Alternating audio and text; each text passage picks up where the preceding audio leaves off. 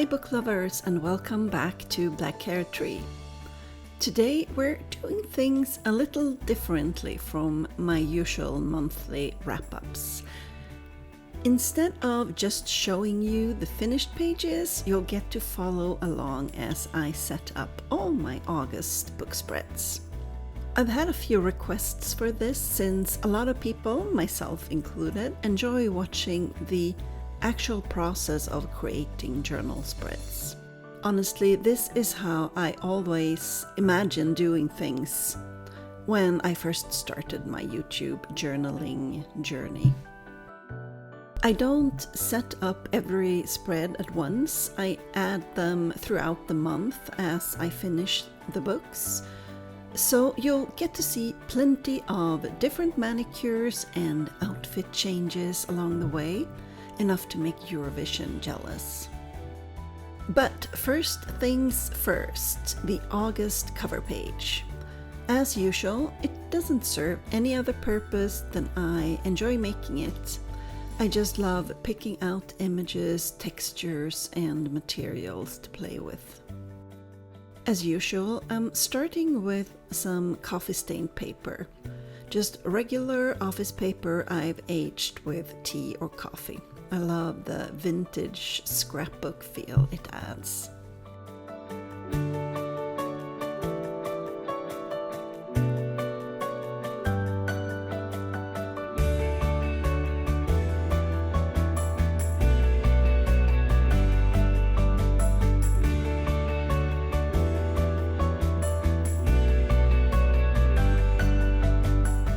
For this month's images, I went with a late summer vibe. A gorgeous photo of some books and a straw hat in the grass, and a picture of a woman reading under a tree.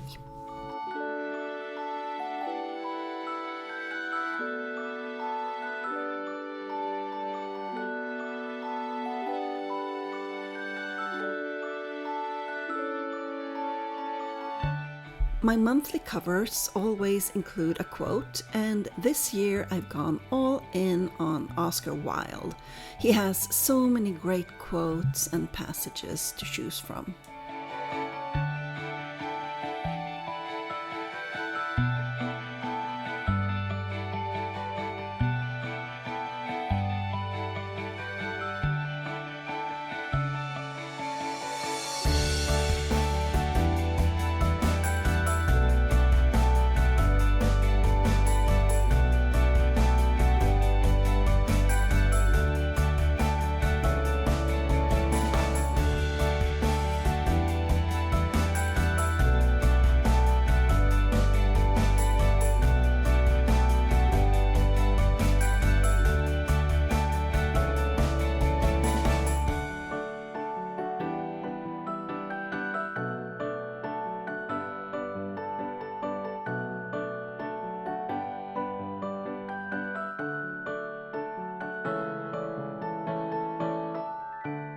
Now that the basics are done, let's add some bling.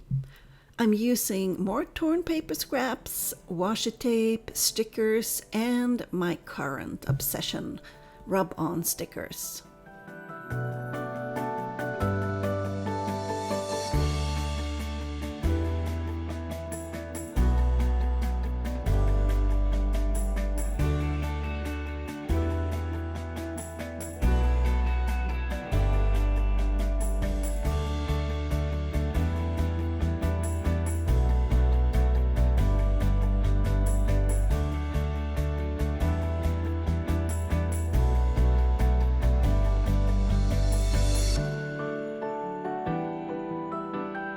These letter rub-ons are new, and I'm really excited to try them out.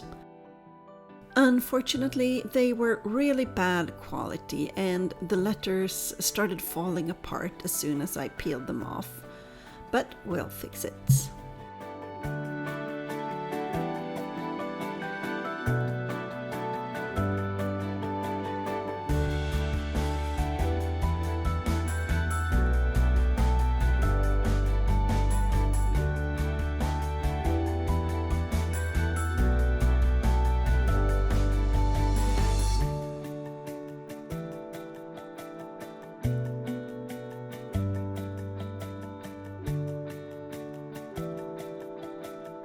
Let's hide the missing and broken parts of the A with a little leaf.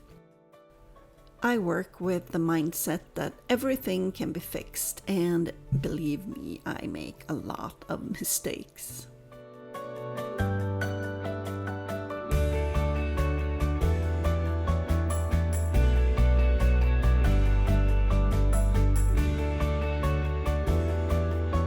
These rub-ons from Stamperia are my favorite.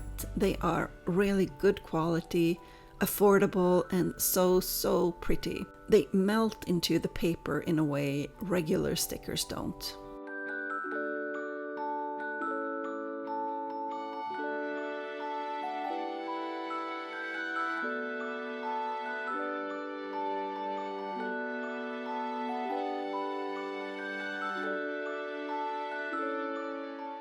Oh, and I finally caved and got myself a pair of sticker tweezers.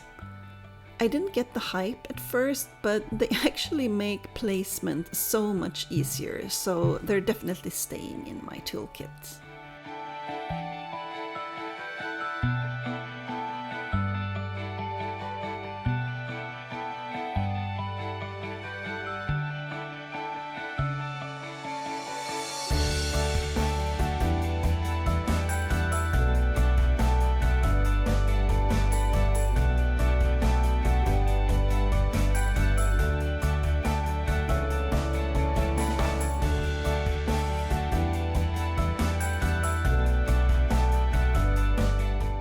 And that's the August cover, all done and set up, complete with an Oscar Wilde quote.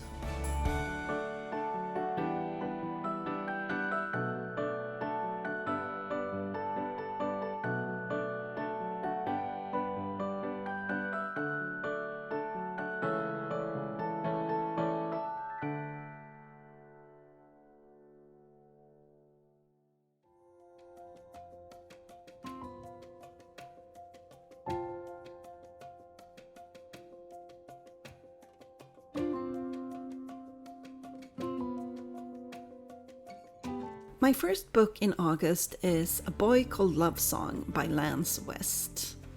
The cover gives Dude, Where's My Shirt and rockstar vibes, but the story is nothing like that.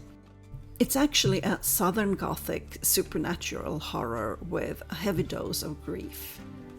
As I mentioned in last month's video, I have focused on decorative title designs that reflect the story lately. I use a combination of apps and layout programs to put them together. You can see me do a quick one in my July video. Then I use an app called DaVinci Eye to transfer them onto the page. It uses augmented reality to sort of project the design onto the page so I can trace it. Then I fill it in with fine liners and colored pens and whatever else I have. It takes a lot of work, but I enjoy doing it. For this one, I went with an eerie bayou swamp vibe, which fits the story perfectly. Quick summary: Noah's boyfriend is killed in a car accident on his way to mail a letter. The letter is a response to an application to the music college where he was a professor. In his grief, Noah blames the letter's recipient, a boy living deep in the Louisiana swamps without a phone or computer. Noah's mourning process and his need to put the blame on someone didn't fully resonate with me. I'm going to get personal now. My partner passed away in 2015 after a long period of illness. Mistakes were made by the hospital and medical staff that maybe affected the outcome, such as it was. And some people in my vicinity advocated making a formal complaint to hold the hospital responsible. But to me, putting blame on someone wouldn't make him any less dead. Nothing could change that, and I just wanted to move on and not dwell on the bad times, but rather remember the good times. So That's my experience with grief and loss, but of course, everyone deals with theirs differently. Noah sets off to confront the recipient, who turns out to be Lovesong, a blind, musically gifted young man, which is why Noah's boyfriend was so excited to accept his application to musical college and get him to New York. This little crossroad of a town where he lives has an entertaining cast of quirky characters. Noah and Lovesong have a slow start. It takes time for them to get together, as they don't have much time on page together until they are suddenly boning. And the sex scenes, once they started, was a bit cringy. I shudder whenever authors use the word his manhood. Like, just call a D a D. I'm glad I got to use so many of my music-themed rub-ons. They were perfect for this spread. I couldn't help reflecting on how this audiobook could have absolutely shone with a narrator like Michael Leslie. The actual narrator was fine, he voiced Noah very well, but the rest of the cast had pretty much the same Louisiana drawl, which made it difficult to tell them apart. Despite all this, the story evolved into a thrilling, nerve-wracking Southern Gothic horror story. I absolutely loved the book and I gave it 5 stars. It set a very high bar for the rest of August.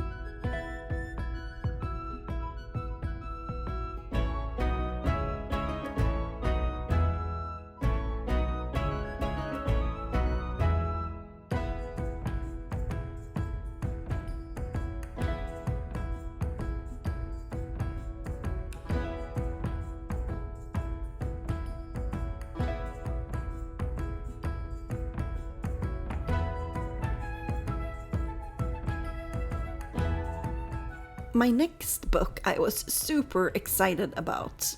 It's not a new story, but the audio just came out in August.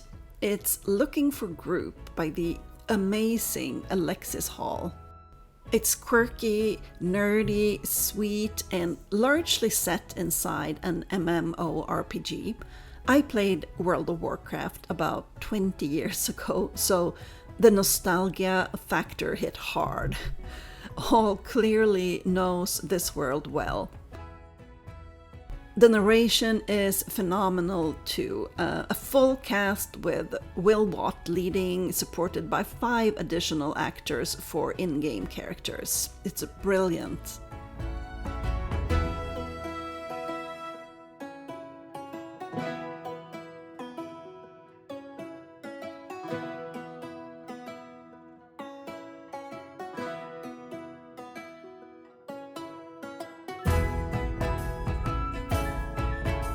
As you can see, I went for a bit of a cartoony, fun vibe with the title design here, incorporating little game details like scrolls and axes.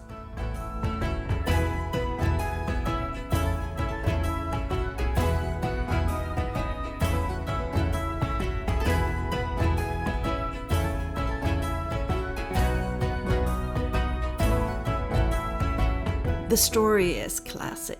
2 boys meet and fall in love inside a computer game. Drew assumes Kit is a girl, but that's on him for assuming.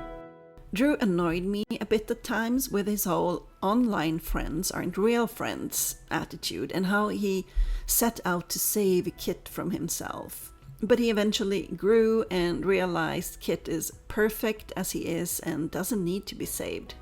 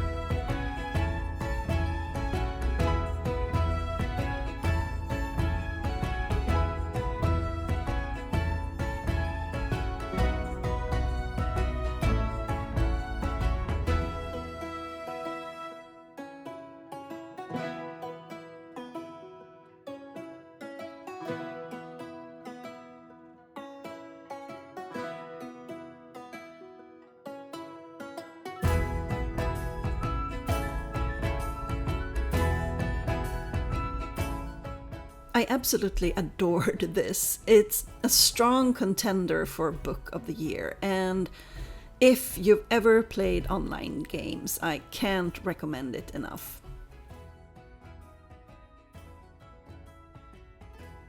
Drew and Kit are also the first couple to make it onto my favorite couples page. I've been pondering how to display the couples on this page, whether to use images or just write their names in little hearts or something like that. In the end, I decided to go with a framed image of them and their names in a little banner below.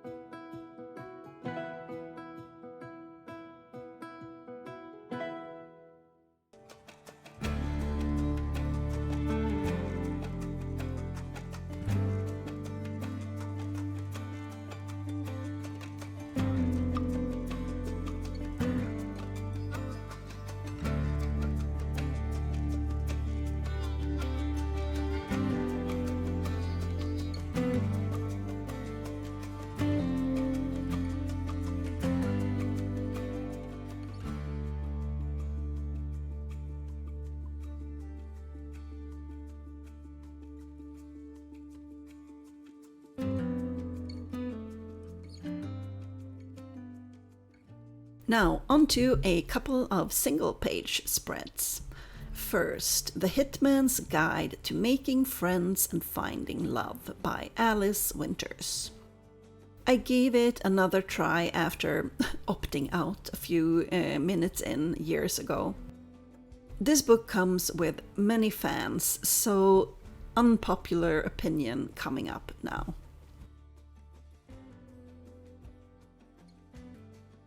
I did not like it. I did not like Leland. He was annoying and not funny at all. It's all infantile and silly jokes about dicks and dildos, which gets old really fast. I don't find sexual harassment particularly funny. There's lots of point of view shifts that didn't help either. Narrator Michael Fraiolo did a great job, but the story itself was a solid 2 stars for me. I'm starting to wonder if this was a really bad idea indeed.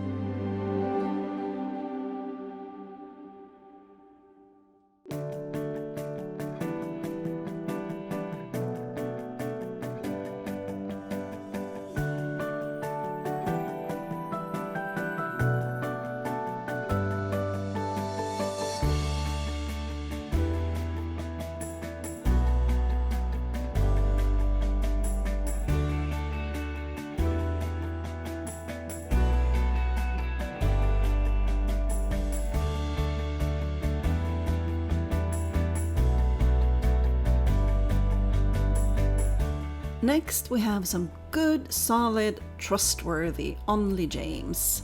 Disciplinary action, a student-teacher kinky romance.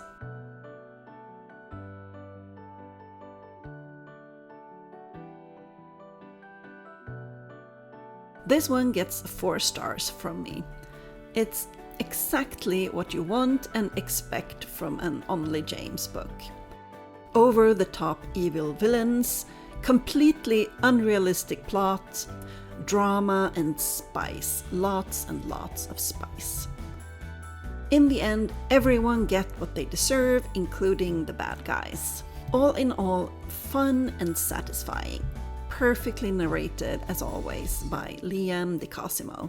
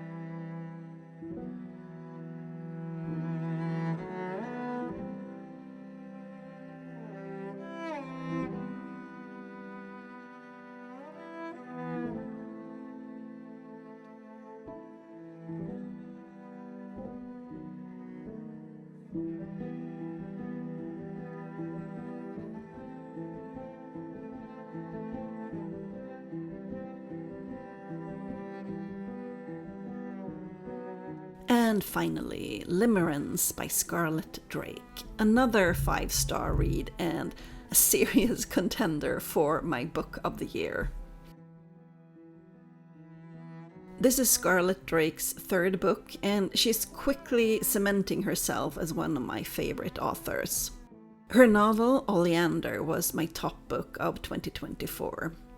I think it's safe to say that Scarlett Drake is an excellent writer who produces quality novels, and I can't wait to see what else she comes up with. Total auto-buy.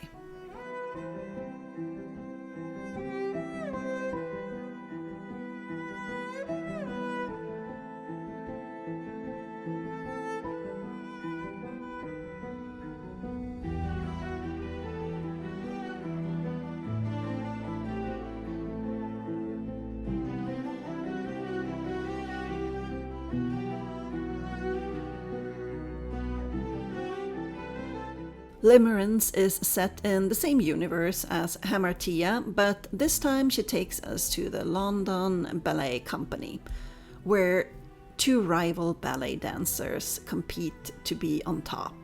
There's nothing like a good old rivals to lovers romance. The writing is gorgeous, the characters layered and flawed, and the romance is deliciously intense. Nico and Felix are pitted against each other when they are cast as the two male leads, Achilles and Patroclus, in the ballet company's new big production. Slowly, their rivalry begins to turn into friendship and then something more.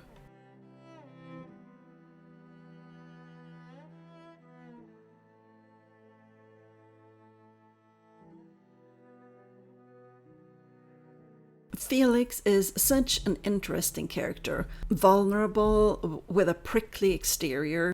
His decisions and actions are definitely questionable at times, but he is balanced by Nico, solid as a rock, despite some past trauma. Whenever Felix tries to martyr himself, I loved how Nico is just, nope, I don't accept that. Now, get inside and let's solve this mess.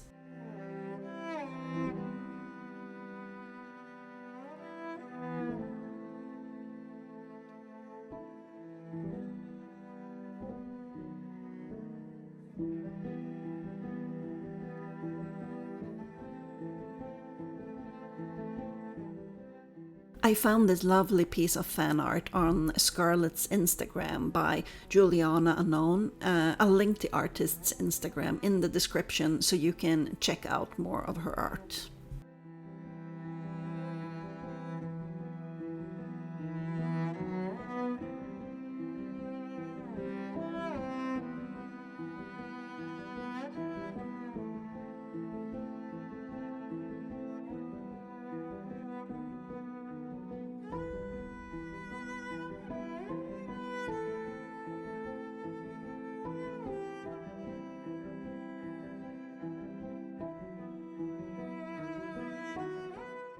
Of course, Nico and Felix also make my favorite couples page.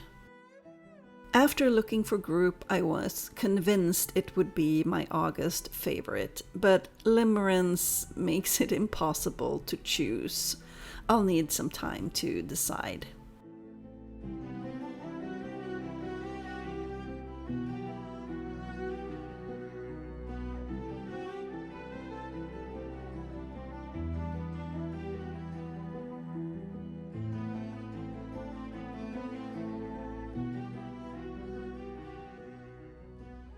And that's it for August in my reading journal. I'm almost out of space, so I'll have to ration the books I include for the rest of the year.